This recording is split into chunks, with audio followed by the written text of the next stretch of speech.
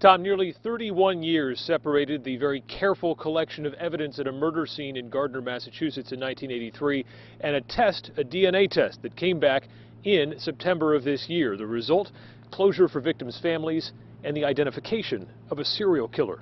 There is no doubt about it. At this time, we have our man. Edward Mayrand died in a Rhode Island prison in 2011. But before he succumbed to cancer, investigators obtained a DNA sample from him that has just solved a pair of cold case murders. Mayrand's DNA conclusively links him to the 1983 strangulation killing of young mother Kathleen Denault in Gardner, Mass. Mr. Mayrand was identified as the only suspect in the case at the time. But investigators at that time also concluded there was not enough evidence to bring a charge of murder against Mr. Mayrand.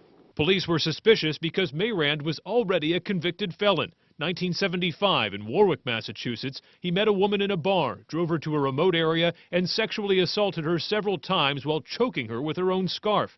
She managed to get away. Mayrand served time and was paroled in 1983, just weeks before killing Kathleen Denault.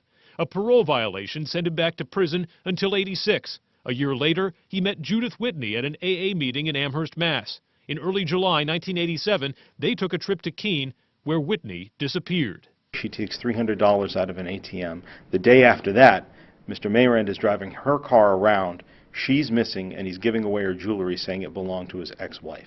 3 months later, a hunter found Judith Whitney's body in the woods in Winchester, New Hampshire. Again, Mayrand was the prime suspect. Again, police felt there was not enough evidence to move forward. The law finally caught up to Edward Mayrand in the mid-1990s when he was convicted in the asphyxiation murder of a woman in Providence, Rhode Island. New Hampshire Assistant Attorney General Ben Agati says the DNA linking Mayrand to the 1983 killing was the missing piece that allowed investigators to connect all of the cases. Without the DNA finding, you would not be able to draw the comparisons that you do now between what happened to Kathleen Denault and what happened to Judith Whitney.